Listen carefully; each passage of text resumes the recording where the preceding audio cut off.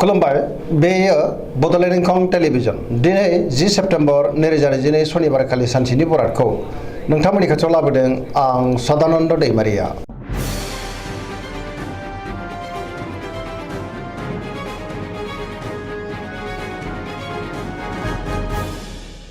सिगां फरायनो लादों मेष राशि गिबि हांखो अ ल दिनैनि साना जोबोर मोजां जेरावबो गाहाम थासारि मोननो हागोन।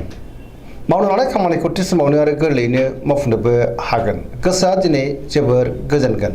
देहाया मोजाङै थागोन। बहानिफ्रायबा मोजां खौरां फैनोबो हागौ। रांखावरियाव जोबोर मोजां। बेफार फालांगियावबो जोबोर मोजां। आयाबो बांगोन। सोरबा लोगोनिफ्राय मोजां खौरां मोननोबो हागौ। न'खराव दिनै अननानै फैगोन। बिमा बिफानि अननाय आरो बोरखौ गोरलैयैनो मोननो हागोन। गुबुननि गोसोखौबो दिनै गोरलैयैनो बोनो हागोन।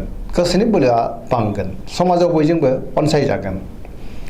सेंग्रा सिख्लाफ्रा जोबोर रमान्टिक जागोन आरो गावबा गावनि गोसोनि साननायखौ फोरमायलायनोबो हागोन। फरायसाफ्रा दिनै फरायनायाव गोसो दुंखांगोन आरो मोजां फिथाइ मोनगोन। पजिटिभ एनार्जिनि गोहोमबो गोग्लैगोन। वृष राशि गिबि हांखो इ उ ब दिनैनि साना जोबोर मोजां। मोनफ्रोमबो बिथिङावनो जाफुंसारगोन। गोबां मोजां खाबु मोननोबो हागौ। गोसोखौ दिनै जोबोर गोजोननाय मोनगोन।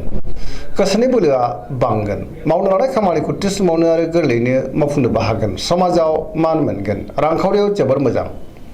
बेफार फालांगियावबो जोबोर मोजां होनजायो। गुबुननि थाखाय गोबां मोजां खामानि मावनानै होनोबो हागोन। न'खराव दिनै बिसि फिसायनि गेजेराव अननानै फैगोन। बिदा फंबायजों मोजां सोमोन्दो थागोन आरो बिसोरनिफ्राय थोजासे हेफाजाबखौ मोननो हागोन। देहाया दिनै मोजाङै थागोन। अब्लाबो नाथाय जानाय लोंनायाव सांग्रां जानांगोन। गुबुननि हेफाजाब मोनगोन। जायखि खामानि मावा मानो मोनफ्रोमबो खामानिखौनो दिनै मोजाङैनो मावफुंलांनो हागोन। सिगांनि बबेबा आद्रा खामानिखौबो मावफुंनो हागोन। गोसोनि साननायफ्रा दिनै मोगथाङाव जाफुंगोन। पजिटिभ एनार्जिनि गोहोमबो गोग्लैगोन। सरासनस्रायै दिनै साना जोबोर मोजां आरो मोजाङैनो बारग'लांगोन।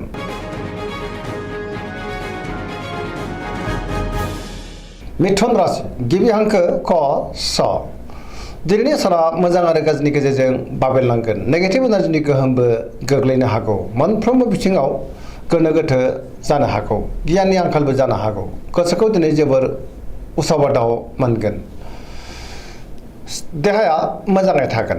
अब्लाबो नाथाय जानाय लोंनायाव सांग्रां जानांगोन। रांखावरियाव मोजां। बेफार फालांगियावबो मोजां। गुबुननि थाखाय गोबां मोजां खामानि मावनोबो होनो हागोन। समाजाव मान मोनगोन।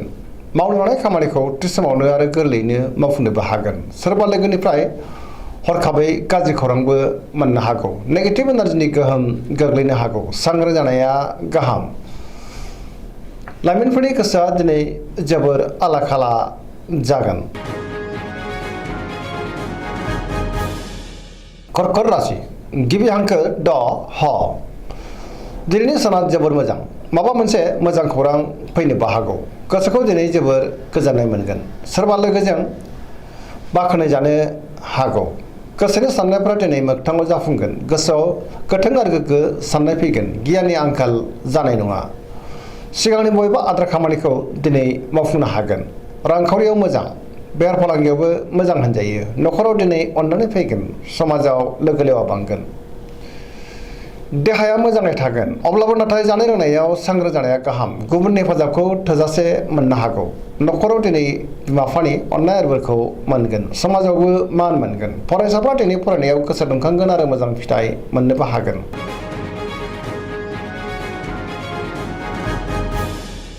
सिंह राशि गिबि हांखो म ट दिनैनि साना मोजां आरो गाज्रिनि गेजेरजों बाबेनलांगोन। गोसोआव गोनो गोथो साननाय फैगोन। मावनो लानाय खामानिखौ मावफुंनो गोब्राब जागोन। सोरबा लोगोनिफ्राय गाज्रि खौरां मोननोबो हागौ। बहाबा दावबायहैनो एबा हान्थिनो खाबु मोनगोन आरो मोजाङैनो हान्थिनोबो हागोन। रांखावरियाव बारा मोजां नङा। आयनिख्रुइ खरसाया बांसिन जानो हागौ। बेफार फालांगियावबो बारा मोजां नङा। गोबां खहा जानांनोबो हागौ। सांग्रां जानाया गाहाम।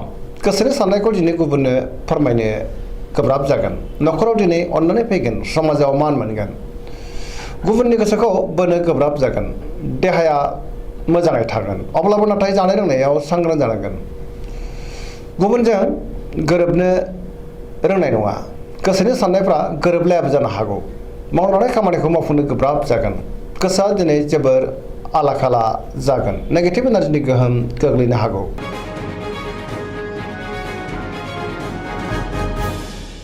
कन्या राशि गिबि हांखो प ट। दिनैनि साना बारा मोजां नङा। गोसोआव नेगेटिभ साननाय फैगोन। गोथों आरो गोग्गो साननो रोंनाय नङा। गियाननि आंखाल जानोबो हागौ। रांखावरियाव मोजां, अब्लाबो नाथाय खरसाया बांगोन। बेफार फालांगियाव मोजां।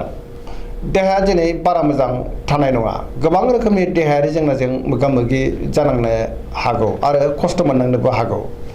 जानाय लोंनायाव सांग्रां जानांगोन। न'खराव एना-एनि फैनोबो हागौ। नेगेटिभ एनार्जिनि गोहोमबो गोग्लैगोन। सांग्रां जानाया गाहाम।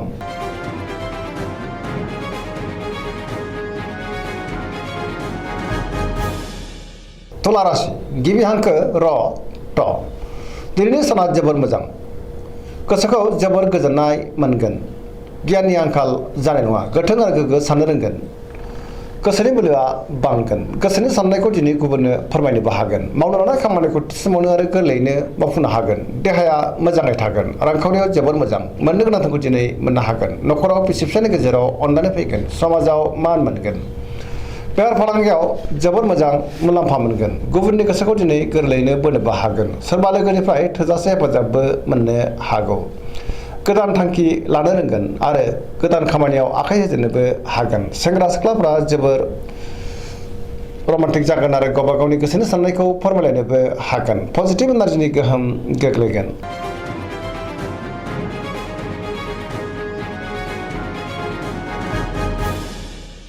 वृश्चिक राशि गिबि हांखो न स। दिनैनि साना जोबोर मोजां। समाजाव लोगो लेवा बांगोन। गोबां बिथिङाव जाफुंसारगोन। पजिटिभ एनार्जिनि गोहोमबो गोग्लैगोन। पजिटिभ साननो रोंगोन। गियाननि आंखाल जानाय नङा। समाजाव लोगो लेवा बांगोन। सोरबा गोजाम लोगोजों बहाबा लोगो मोनज्लायनो हागौ। गोसोआव गोग्गो आरो गोथों साननाय फैगोन। मावनो लानाय खामानिखौ थि समावनो आरो गोरलैयैनो मावफुंनोबो हागोन। बहानिफ्रायबा थोजासे हेफाजाब मोनगोन। गुबुनजों मोजां सोमोन्दो लाखिनो रोंगोन। गोसोनि साननायफ्रा दिनै मोगथाङाव जाफुंगोन। गोसोनि बोलोआ बांगोन। समाजाव बयजोंबो अनसायजागोन। रांखावरियाव मोजां, अब्लाबो नाथाय खरसाया बांगोन। बेफार फालांगियाव मोजां। देहाया दिनै मोजाङै थागोन। फरायसाफ्रा फरायनायाव गोसो दुंखांगोन आरो मोजां फिथाइ मोनगोन। लाइमोनफोरा जोबोर रमान्टिक जागोन आरो गावबा गावनि गोसोनि साननायखौ फोरमायलायनोबो हागोन।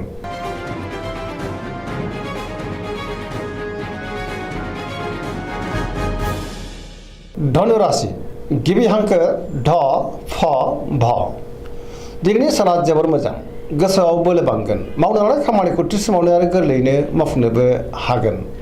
बहानिफ्रायबा मोजां खौरां मोननोबो हागौ। गोसोनि साननायफ्रा दिनै जाफुंगोन। गोबां मोजां खाबु फैनोबो हागौ। रांखावरियाव मोजां। बेफार फालांगियावबो मोजां होनजायो। समाजाव दिनै गोबां मान मोनगोन। बयजोंबो गोरोबनो रोंगोन। देहाया दिनै मोजाङै थागोन। अब्लाबो नाथाय जानाय लोंनायाव सांग्रां जानांगोन। न'खराव दिनै अनलायनाय फैगोन। बिदा-फंबायनिफ्राय थोजासे हेफाजाबबो मोनगोन। लाइमोनफोरनि गोसोआ दिनै जोबोर खुसि जागोन। गावबा गावनि गोसोनि साननायखौ फोरमायलायनोबो हागोन। फरायसाफ्रा दिनै फरायनायाव गोसो दुंखांगोन आरो मोजां फिथाइ मोननोबो हागोन।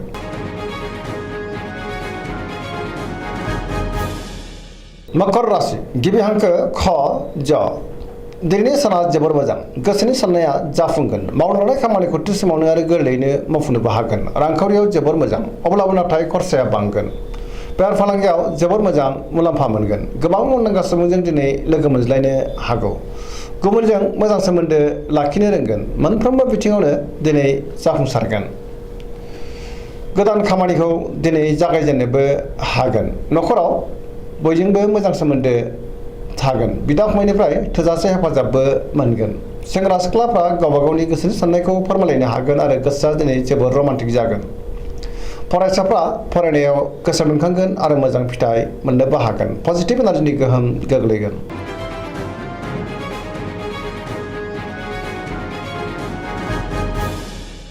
कुम्भ राशि गिबि हांखो ग स। दिनैनि साना जोबोर मोजां। गोसोखौ दिनै जोबोर गोजोननाय मोनगोन। मावनो लानाय खामानिखौ थि समावनो आरो गोरलैयैनो मावफुंनोबो हागोन। बहानिफ्रायबा मोजां खौरां फैनोबो हागौ। समाजावबो दिनै गोबां मान मोनगोन। गोबां मुंदांखा सुबुंजों लोगो मोनज्लायनोबो हागौ। रांखावरियाव जोबोर मोजां, बेफार फालांगियाव दिनै जोबोर मोजां होनजायो। गुबुननि थाखाय गोबां मोजां खामानि मावनानै होनोबो हागोन। देहाया दिनै मोजाङै थागोन। न'खराव अननानै फैगोन। बिमा बिफानि अननाय आरो बोरखौ मोनगोन। गुबुननि हेफाजाबखौबो मोनगोन। बहाबा थाङोब्ला दिनै जोबोर मोजां आरो मोजाङैनो हान्थिनोबो हागोन। पजिटिभ एनार्जिनि गोहोम गोग्लैगोन।